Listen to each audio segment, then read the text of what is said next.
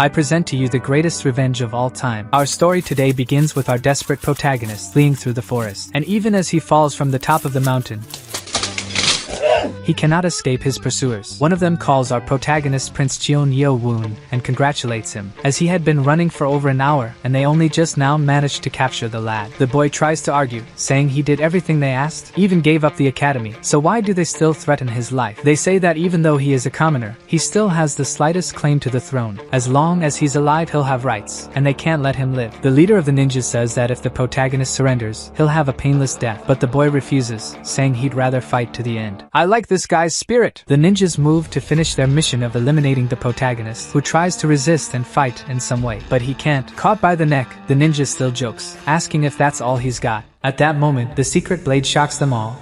How could this untrained commoner, without skills, manage to hold a sword and resist like this? They soon realize that if he had training like the others, he would be a great threat to the royal family, so they say he must die tonight regardless. The protagonist didn't even see the knee that probably broke all his teeth. No, it's all here! A ninja makes a fatal wound on the boy. The scream was so loud it woke up the entire forest. For eliminating one of their own, he steps on the wound before finishing the job. As they were about to deliver the final blow, a bright light shines and whoever was about to strike is disintegrated. From 3 different angles, they realize who must be responsible and point to a stylish, futuristic teenager. At the sign of another attack, the bright light dazzles again, and they're all disintegrated in the blink of an eye. The last ninja knows that such ability is not normal, so he flees, leaving his mission behind. But with just a raise of the hand, he's eliminated while still in the air. Accepting that his life was already over, he at least feels happy to see that they got what they deserved, closing his eyes and waiting for death to come. The futuristic teenager, not at all sad, says he's out of time and asks his ancestor to make his life good in the future. After the mysterious injection, he hears a robotic voice in his head and the protagonist faints. The mysterious youth disappears forever. Long ago, waking up the next day with dark spots all over his body, he realizes his body is covered in dark spots. He hears a voice in his head asking if the master has finally awakened. The protagonist, not understanding, asks who's speaking in his head and how is that possible. The voice says it's a nano machine. He understood nano machine instead of machine, and machine means evil god in Chinese. Now Cheon Yun thinks he's possessed by an evil god. Meanwhile, 2 elders of the demon cult walk while discussing the assassination attempt on Prince Cheon Yun. The person who found the protagonist describes the scene as a battlefield, with many disturbing things around, and there was the prince sleeping peacefully amidst that terrible scene without any injuries. They go to the room to visit the boy, who was still talking to the evil nano machine. Prince Cheon asks if it was the nano machine that saved him yesterday. She says it depends. If it's about eliminating the ninjas, then no, it wasn't her, as she was still in the syringe. But if it's about activating the healing process, then yes. Nano machines are a thing of the future. Explaining this to a person from the past millennium wouldn't be possible. So, the nano machine asks if she can send the information directly from his brain. What's a brain? Never mind, yes, you can. Now, Cheon Yun understands what a nano machine is. Meanwhile, the 2 people arrive at his room. He pretends to be asleep to avoid talking to them. Let's come back later. Now, kid, you stink. There's no way to avoid it with that smell. The doctor approaches and recognizes the boy. Cheon confirms that yes, the doctor treated his mother. Feeling his pulse, he finds something very strange. What is it, doctor? Is he going to die? Quite the opposite.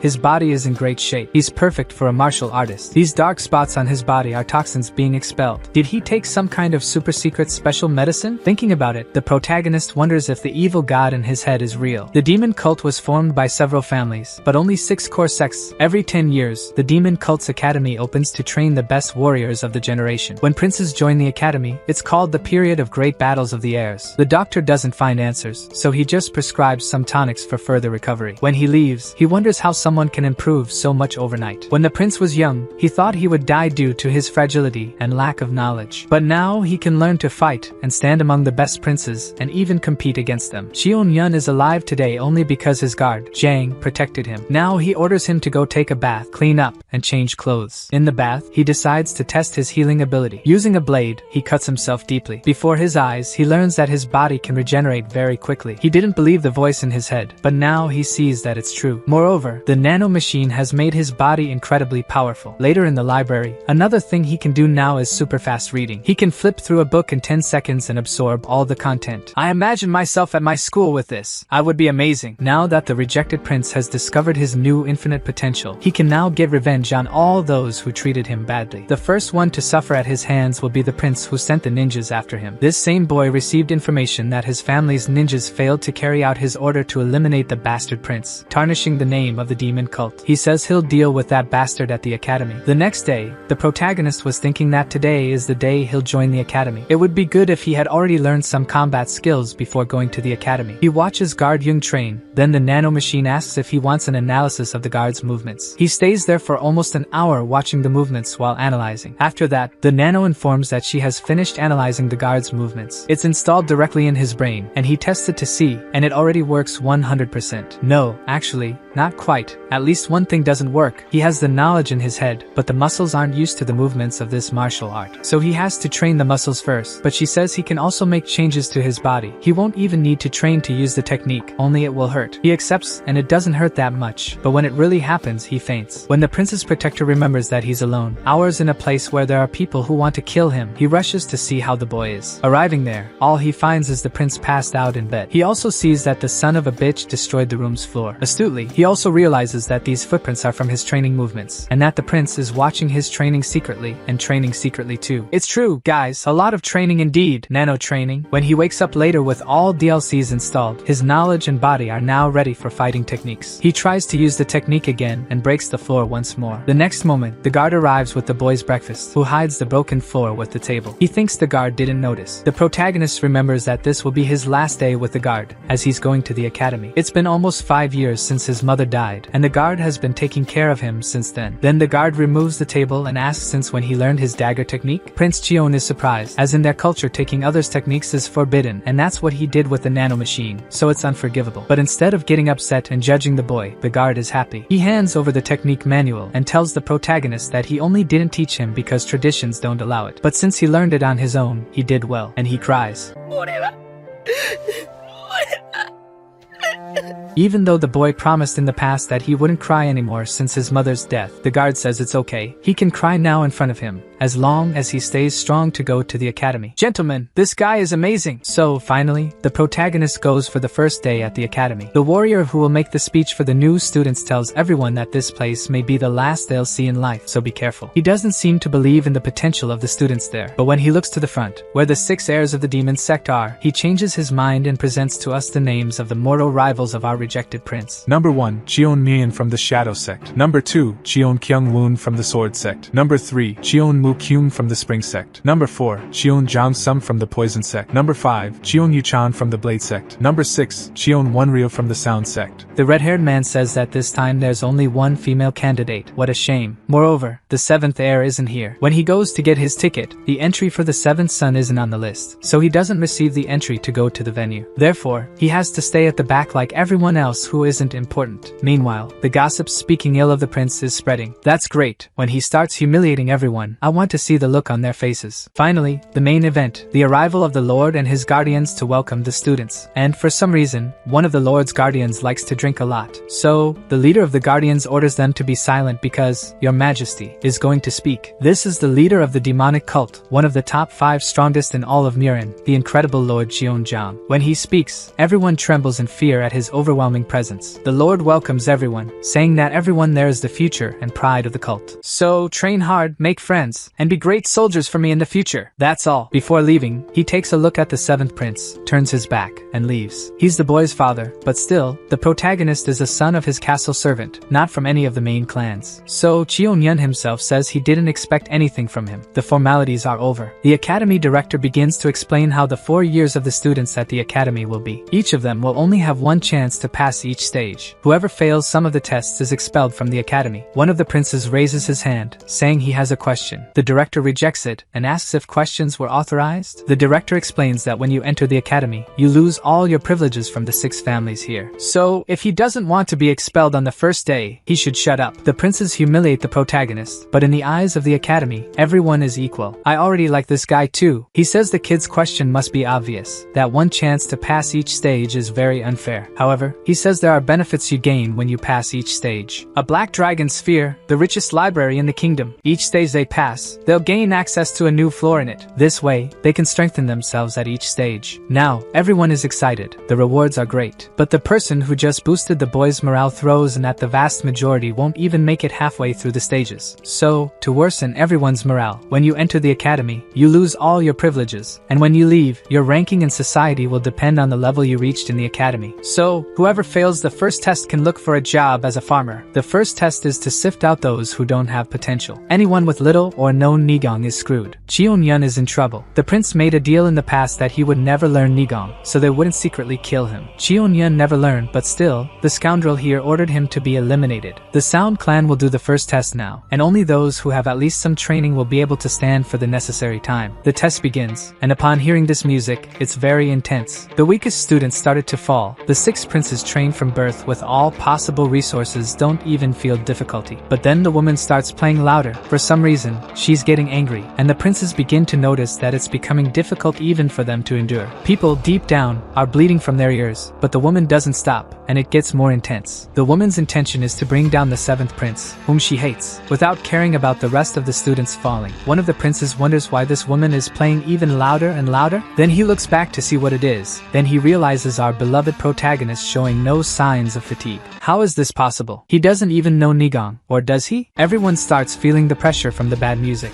The old woman holds a grudge against the protagonist, and will do anything for him to fail this test, so she keeps increasing the music. She crosses the line. Even the princes would fail if the director didn't intervene. He ends the exam. The nano machine that has total control over Cheon Yun's body blocks his hearing, but realizing that almost everyone nearly died here, and he, who has no kind of training, doesn't seem to have been affected by the test, would be very strange. When the test ends, he orders the nano machine to inflict internal injuries on him. As a result, he vomits a little blood to make a scene. Proud of this kid, he already passed the test, deceiving everyone with intelligence. Besides, he gained the respect of the redhead when he sees that the boy doesn't have a drop of Nigong. The kid passed the test only with the strength of determination. He sends the boy to the infirmary and goes to exchange some words with the Elder of Sound. He says she went too far and failed almost everyone, besides almost killing one of the sovereign's sons. She admits she was wrong and went overboard. Then the redhead says the boy doesn't have a drop of Nigong. She says she doesn't believe it because it doesn't make sense. The director insists he checked himself. The kid endured everything in determination. The 2 guardians who don't seem to like each other face off a little, and then the redhead asks him to leave. He says he will, but it's not because he ordered, it's because the drink ran out. The princes feel something coming their way. They don't know if it's their power or the strong scent of alcohol. The drunk guardian leaves thinking the boy is amazing, endured everything without any energy, while these excited kids are hopeless. The redhead admits that he also liked the boy and that if he weren't of royal lineage, he would take him as a disciple because the kid has potential. The other princes also got hurt by the test, but no one seems to have cared about them. In the infirmary, the doctor, upon hearing that there's a patient coming, gets excited to be able to work. He asks what happened. How many stabs did he take to be bleeding like this? The guards say it's not that. They're internal injuries because he resisted the attack from the sound lady for a long time without having any Nigong. The guards leave now, but one of them takes a look at the protagonist before and says that this kid isn't as bad as minutes ago. The nano machines healed him from the inside, so he's just pretending to be injured. A drunk guard breaks the door, entering the place, leaving the doctor annoyed. But because of the hierarchy, he can't complain much. Meanwhile, the boy pretends to be injured and sleeping, but the guardian approaches and says hi. He asks until when he's going to keep pretending to be asleep. He keeps pretending to be asleep,